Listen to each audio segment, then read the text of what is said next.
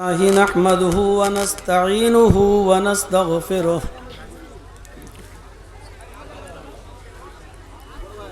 ونعوذ بالله من شرور أنفسنا ومن سيئات أعمالنا من يهده الله فلا مضل له ومن يضلله فلا هادي له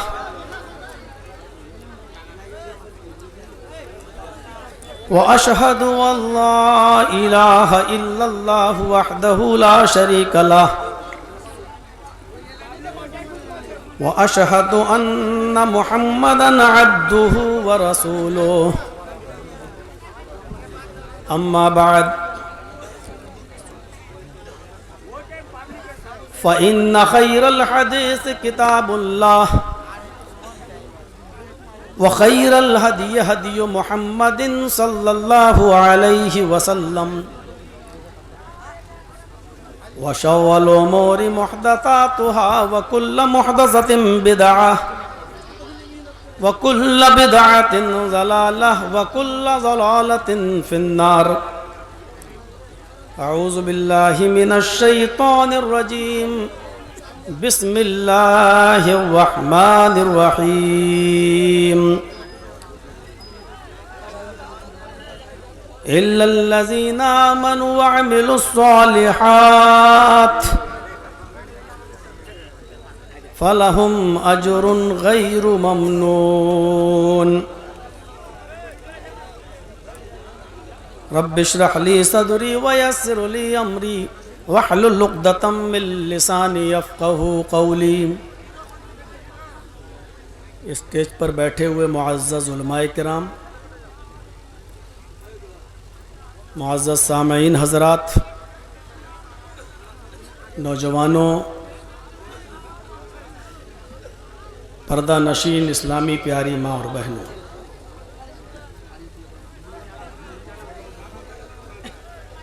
پروگرام کو شروع کرنے سے پہلے میں ایک بات آپ کے ذہن میں پوری طریقے سے صاف کر دینا چاہتا ہوں کہ آج کا یہ پروگرام جو آپ کے یہاں رکھا گیا ہے یہ بالکل کلیئر اور صاف میری طرف سے اس بات کی وضاحت تھی کہ 8 تاریخ کا پہلا پروگرام میرا ہریش چندر پور چانچول میں ہے، اور وہ لوگ ہم کو 11 بجے ٹائم دیں گے اور 1 بجے میرا پروگرام وہاں ختم ہوگا، اور اس کے بعد ہم آپ کے ہاں دوسرے پروگرام میں شرکت کر سکتے ہیں. جب سے پروگرام کی تاریخ لی گئی ہے تب سے میری یہی شرط تھی، اور میں نے یہ بھی کہہ رکھا تھا کہ اگر کرنا ہے تو کریں، نہیں کرنا ہے تو کوئی زبردستی نہیں ہے. جب میری طرف سے یہ بات صاف ہے تو آپ اپنے گھر پہ آئے ہوئے کسی مہمان کے ساتھ اگر اس طریقے کی بدتمیزی کریں گے تو یہ اچھا میسج نہیں جائے گا. 1 بجے میں نے وہاں پروگرام چھوڑا اور 1 بجے ہی وہاں سے چلا. ڈرائیور شہادت صاحب نے اپنا حق ادا کیا، گاڑی 90 اور 100 کی اسپیڈ پہ چلی. کتنی جگہ ہم لوگ کوہرے پہ گرتے گرتے بچے، کوئسا کوہرا تھا. میری طرف سے کوئی دھوکے بازی نہیں ہوئی ہے. رہی بات آپ کی بے عزتی کی، آپ کا معاملہ ہمارے معاملے سے بالکل کلیئر ہے. میں پروگرام بھی کروں گا، آدھا گھنٹہ 1 گھنٹہ 2 گھنٹہ جو بول سکوں گا بولوں گا، اور آپ سے ہمارا جو لین دین کا معاملہ جو بھی جن کے بیچ میں پڑا ہے وہ بھی ہم چھوڑ دیں گے آپ کو. ہم اتنے عزت دار آدمی ہیں کہ ہم برداشت اس چیز کو نہیں کریں گے. لیکن ایک شخص، آپ کچھ نہیں بولیں گے، ایک شخص بھی، میں نے پہلے ہی کہہ دیا تھا جلسے کے اندر، اگر ایک شخص بھی مجھے کچھ کہہ دے گا تو زندگی بھر کے تعلقات ہمارے عباس صاحب آپ سے خراب ہو جائیں گے. کیونکہ میں نے کلیئر کر دیا تھا کہ 1 بجے وہاں سے ہمیں چھوڑا جائے گا اور 1 ہی بجے میں وہاں سے چل دیا. جب میری طرف سے بات بالکل صاف تھی تو وہیں ہم کو ایک آدمی روک رہا ہے کہ آپ آگے نہیں جائیں گے. یہ مہمان کے ساتھ آپ کا اچھا سلوک نہیں. ہم تو آپ کے گاؤں میں آ گئے ہیں، آپ جوتے ماریں، چپل ماریں، گالی دیں، آپ شیر نہیں کہلائیں گے، کیونکہ آپ کے گاؤں میں میرے ساتھ یہ سب کچھ ہو رہا ہے. بہرحال عزت دیں گے تو عزت ملے گی. آپ ہوتا ہے ایسا ہوتا ہے ایک جگہ میں بول کے آ رہا ہوں, ابھی 2-2.5 گھنٹہ تقریر کر کے آ رہا ہوں, 2 گھنٹے کی, پھر یہاں پر بھی ہم بول رہے ہیں, بیچ میں ہم نے استنجا تک نہیں کیا, پیشاب بھی انسان کی ضروریات ہوتی ہے وہ تک میں نہیں گئے. ان لوگوں نے کہا چلیے گئی چائے پی لیجئے, میں نے چائے تک نہیں پی, پانی تک نہیں پیا. لیکن اب مجھے آپ کے گاؤں میں تھوڑا سا محسوس ہوگا کہ چائے پینا بھی چاہیے کہ نہیں پینا چاہیے. بہرحال آپ کی عزت بچانے کے لیے میں چلا آیا. اب آپ کو میرے ساتھ جو سلوک کرنا ہو کریے. بہرحال قیامت کے دن اللہ کے یہاں آپ کو بھی جواب دینا ہے اور مجھے بھی جواب دینا ہے. میں نے کوئی دھوکہ نہیں دیا, میں اپنے ٹائم پر یہاں پر آیا ہوں.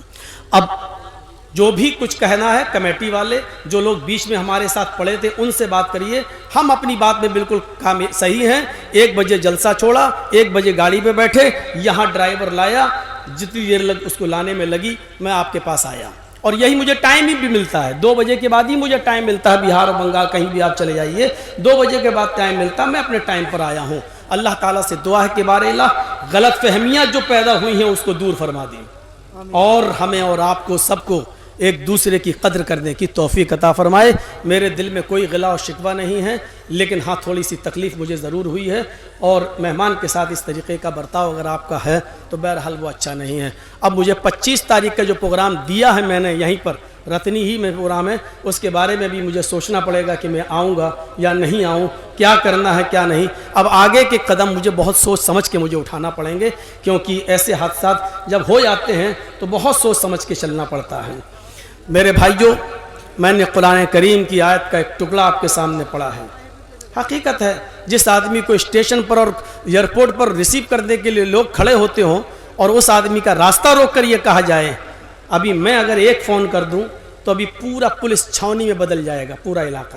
لیکن میں نہیں چاہتا ہوں کہ بد نظمی کا میں شکار کروں اور آپ کو پھر یہ ہو کہ مولانا جرجیس نے کیا کر دیا. اللہ کا شکر ہے ابھی بھی میرے اندر اتنا پاور ہے کہ ایک فون کر کے میں بھی پولیس کو بلا سکتا ہوں, لیکن وہ سب چیزیں اچھی نہیں ہیں. اللہ تعالی ہمارے اور آپ کے دلوں کو صاف کرے. آپ مسلمان ہیں, ہم مسلمان ہیں, کچھ بھی ہو چاہے کتنی بات ہو, آخر میں راستہ پھر میل ملاپ کا ہی نکلنا ہے, دلوں کو ملانے کی بات ہوگی. اس لیے اپنے دل کو صاف کریے. ہم اپنے دل کو صاف کرتے ہیں.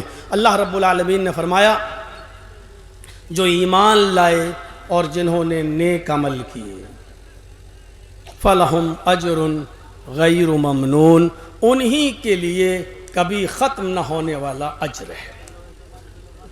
اسلام کے اندر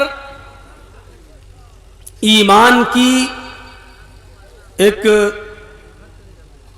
حیثیت ہے. اسلام نے, قرآن نے 2 چیزیں پیش کی ہیں, إِلَّا الَّذِينَ آمَنُوا وَعَمِلُوا الصَّالِحَاتِ, ایمان اور عمل صالح. میں نے اس کی کئی جگہ مثالیں دی ہیں. ایمان کے ساتھ ساتھ عمل صالح یہ دونوں ضروری ہے. ہم اگر ایمان لائے ہیں, مومن ہیں, لیکن عمل صالح اگر ہمارے اندر نہیں ہیں تو ہم بیکار ہیں. ہمارے اندر عمل صالح ہے لیکن ایمان نہیں ہے تو ہم بیکار ہیں. دونوں چیزیں ہونا چاہیے ہمارے اندر, ایمان بھی اور عمل صالح بھی. اور اس کی مثال بالکل ایسے ہے جیسے آپ کے پاس موبائل تو ہے لیکن سم نہیں ہے. اس موبائل کی کوئی حیثیت رہ جائے گی؟ 1 لاکھ روپے کا آپ موبائل خرید لیجئے, ایپل کا موبائل لے لیجئے, لیکن اس میں سم نہیں ہے تو موبائل سے آپ بات کر سکیں گے؟ بیکار ہے, کسی کام کا نہیں ہے. لیکن آپ کے پاس سم ہے لیکن موبائل نہیں ہے, سم ہے موبائل نہیں ہے. 1 لاکھ روپے کا بیلنس پڑا ہوا ہے آپ کی سم میں, لیکن سم خالی ہے, موبائل نہیں ہے, تو اس سم سے کوئی مقصد حل ہوگا؟ بیکار ہے. جب تک موبائل میں سم نہیں ہوگی آپ بات نہیں کر سکیں گے. موبائل کے لیے سم ضروری ہے اور سم کے لیے موبائل ضروری ہے. ایسے ہی ایمان کے لیے عمل صالح ضروری ہے اور عمل صالح کے لیے ایمان ضروری ہے. قرآن پڑھیے, والعصر, زمانے کی قسم, ان الانسان لفی خسر, روئے زمین کے اوپر تم جتنی بھی انسانیت کو دیکھ رہے ہو ساری کی ساری انسانیت نقصان ہی نقصان کے اندر ہے. پوری دنیا کی انسانیت نقصان کے اندر ہے. الا الذین آمنوا وعملوا الصالحات. وہ لوگ نقصان کے اندر نہیں ہیں جو ایمان لائے اور جنہوں نے عمل صالح کیے. ایمان لائے اور عمل صالح کیے, یہ دونوں چیزوں کو آپ ایک ساتھ جوڑیے گا. ایمان بھی ضروری ہے اور عمل صالح بھی ضروری ہے. ایمان ایک معاہدہ ہے اور عمل صالح اس کا نتیجہ ہے. ایمان ایک معاہدہ ہے اور عمل صالح اس معاہدے کا عملی نتیجہ ہے. آپ چاہے کتنا اچھا معاہدہ کر لیں لیکن معاہدے کے مطابق اگر آپ کام نہیں کریں گے تو آپ کو مزدوری نہیں ملے گی. مثلا میں ایک مزدور ہوں, مجھے آپ نے لیبر کے لیے رکھا ہے, مجھے آپ نے کام کے لیے رکھا ہے. جرجی صاحب یہ ایک دیوار آپ کو بنانی ہے, یہ ایک دیوار آپ کو کھڑی کرنی ہے, آپ مستری ہیں, بتائیے کتنا پیسہ لیں گے؟ میں نے کہا 9 بجے آؤں گا, 5 بجے تک کام کروں گا اور 1000 روپیہ مستری کی جو مزدوری ملتی ہے وہ ہم آپ سے لیں گے. 5 دن میں آپ کی دیوار کھڑی کر دیں گے. 5 دن میں 5000 روپیہ ہوتا ہے میرا. آپ نے کہا ٹھیک ہے ڈن, میں آپ کو دوں گا. معاہدہ ہو گیا. 5 دن ہمیں کام کرنا ہے, 5 دن میں کتنا پیسہ ملنا ہے؟ 5000. کام صبح 9 سے لے کے شام کو 5 بجے تک کرنا ہے, یہ معاہدہ ہو گیا. جرجی صاحب نے وعدہ کر لیا, آپ سے معاہدہ ہو گیا, آپ سے عہد ہو گیا, طے ہو گیا کہ 5 دن ہم کام کریں گے. لیکن ہم ایک بھی دن آپ کے پاس نہیں گئے, ایک بھی دن نہیں گئے, اور 5 دن پورے ہو جانے کے بعد 6 دن ہم آپ کے پاس پہنچ گئے کہ لائیے میری مزدوری ہمیں دے دیجئے, تو آپ دے دیں گے؟ نہیں دیں گے. کیوں؟ آپ یہ کہیں گے کہ ہمارا اور آپ کا معاہدہ تھا 5 دن کام کرنے کا, یہ دیوار کھڑی کرنے کا, آپ نے یہ کام کیا؟ سب نہیں کیا. پھر آپ کو پیسے کس بات کے دوں؟ فوراً آپ کہیں گے. میں کہتا ہوں صاحب میں نے کام نہیں کیا تو کیا ہوا, میں نے وعدہ تو کیا تھا, میں نے اقرار تو کیا تھا, میں نے آپ سے طے تو کر لیا تھا, میں نے یہ کہا تو تھا کہ میں آؤں گا. ارے ہم آئے ہو یا نہ آئے ہو, کام کیا ہو یا نہ کیا ہو, لیکن وعدہ تھا, معاہدہ تھا. آپ نے کہا تھا کہ میں پیسے دوں گا اور میں نے کہا تھا کہ میں کام کروں گا. یہ اقرار تھا کہ نہیں تھا؟ آپ کہیں گے صاحب اقرار تو تھا, معاہدہ تو تھا, لیکن آپ آئے کہاں؟ بلکہ آپ نے میرا نقصان اور کیا. آپ کو نہیں آنا تھا تو پہلے بتا دیتے تاکہ میں کسی اور کو بلا لیتا. آپ مجھے 5 دن کی محنت و مزدوری نہیں دیں گے. کیوں؟ کیونکہ میں نے معاہدہ نہیں کیا. آپ چاہے کتنا کہیے لا الہ الا اللہ, اللہ کے علاوہ کوئی معبود نہیں, آپ چاہے کتنا کہیے محمد الرسول اللہ, محمد اللہ کے رسول ہیں, آپ نے معاہدہ کر لیا اللہ ایک ہے, یعنی عبادت اللہ کے علاوہ کسی کی نہیں. محمد الرسول اللہ, محمد اللہ کے رسول ہیں, اور اطاعت محمد الرسول اللہ کے علاوہ کسی کی نہیں. تو میرے بھائیوں یہ معاہدہ تو آپ نے کر لیا, لیکن اس معاہدے کا عملی نتیجہ کیا ہے؟ اس معاہدے کے مطابق آپ کو کام کرنا پڑے گا, عمل کرنا پڑے گا, اور وہ عمل کیا ہے؟ نماز, روزہ, حج, زکوٰۃ اور عمل صالح. یہ سب جو ہیں وہ کام ہیں. اب قیامت کے دن اللہ رب العالمین کے سامنے جا کر کوئی کہے کہ اللہ مجھے جنت دے, اللہ کہے گا کہ تم نے تو نماز نہیں پڑھی, تم نے تو روزہ نہیں رکھا, تم نے تو حج نہیں کیا, تم نے تو زکوٰۃ نہیں دی, تم تو پیسے والے تھے, صاحب حیثیت تھے, تم نے زکوٰۃ نہیں, تم تو صاحب استطاعت تھے, تم نے حج کیوں نہیں کیا؟ یہ ساری باتیں سامنے آئیں. اب آپ کہیے اے اللہ میں نے نماز نہیں پڑھی تو کیا ہوا, روزہ نہیں رکھا تو کیا ہوا, حج نہیں کیا تو کیا ہوا, زکوٰۃ نہیں دی تو کیا ہوا, لیکن میں مانتا تو تھا نماز پڑھنا چاہیے, روزہ رکھنا چاہیے, حج کرنا چاہیے, زکوٰۃ دینا چاہیے, مانتا تو تھا, میں تجھے اپنا رب مانتا تھا, محمد کو رسول مانتا تھا, لیکن اے اللہ مجھے جنت دے. اللہ کہے گا ارے مجھے رب مانتا تھا تو کیا ہوا, لیکن تو نے عمل تو نہیں کیا, میرے بتائے ہوئے راستے پر تو نہیں چلا, تو کیا صرف اقرار کر لینے سے اللہ ہمیں جنت دے دے گا؟ نہیں ملے گی. صرف اقرار کر لینا کہ اللہ ایک ہے, محمد اللہ کے رسول ہیں, جس طریقے سے صرف معاہدہ کرنے سے ایک مالک آپ کو مزدوری نہیں دے سکتا جب تک کہ آپ کام نہیں کریں گے، اسی طریقے سے اللہ بھی ہمیں اور آپ کو جنت نہیں دے گا جب تک کہ اس معاہدے کے بعد، ایمان پر معاہدہ ہونے کے بعد جب تک ہم عمل صالح نہ کریں۔ ہمیں عمل صالح کرنا ہی پڑے گا، عمل صالح ضروری ہے۔ جب تک ہم عمل صالح نہیں کریں گے کوئی فائدہ نہیں ہے۔ ایمان ایک معاہدہ ہے اور عمل صالح اس معاہدے کا عملی نتیجہ ہے۔ تو میرے پیارے ساتھیوں، یاد رکھیے گا، صرف ایمان کافی نہیں ہے، صرف عمل صالح کافی نہیں ہے۔ ہندو بھی ہم سے اچھے اچھے کام کرتے ہیں، کیا وہ غریبوں کی مدد نہیں کرتے؟ فلمی دنیا کے ایکٹر دیکھ لو، کیا وہ کینسر پیشنٹ کو پیسہ نہیں دیتے؟ کیا وہ دان نہیں کرتے؟ کیا وہ خیرات نہیں کرتے؟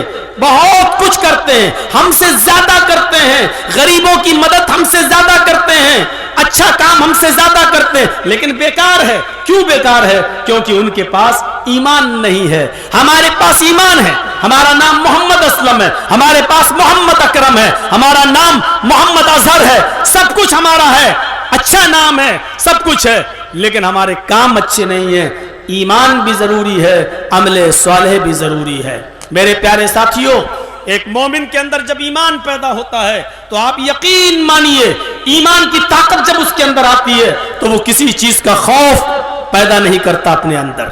ابھی ایک پولیس والا، اس کو خبر مل جائے کہ آپ کے گاؤں میں کچھ لوگ جوا کھیلتے ہیں، جواری ہیں، اور وہ پولیس والا آپ کے گاؤں میں آ جائے اور آپ کے جواری بھاگ جائیں، یا کوئی ناجائز کام ہو رہا ہے، ناجائز کام کرنے والے 5-6 لوگ بھاگ جائیں، وہ پولیس، اکیلا پولیس والا، نہتہ، اس کے پاس پسٹل نہیں ہے، اس کے پاس بندوق نہیں ہے، اس کے پاس رائفل نہیں ہے، اس کے پاس ڈنڈا بھی نہیں ہے، لیکن اکیلا ایک پولیس والا جب آپ کے گاؤں میں آتا ہے، سنا ہے یہاں جوا کھیلا جاتا ہے، آپ سر نیچے کیے بیٹھے ہیں، صاحب ایسی کوئی بات نہیں ہے، ایسی کوئی بات ہوگی تو ہم آپ کو ضرور بتائیں گے۔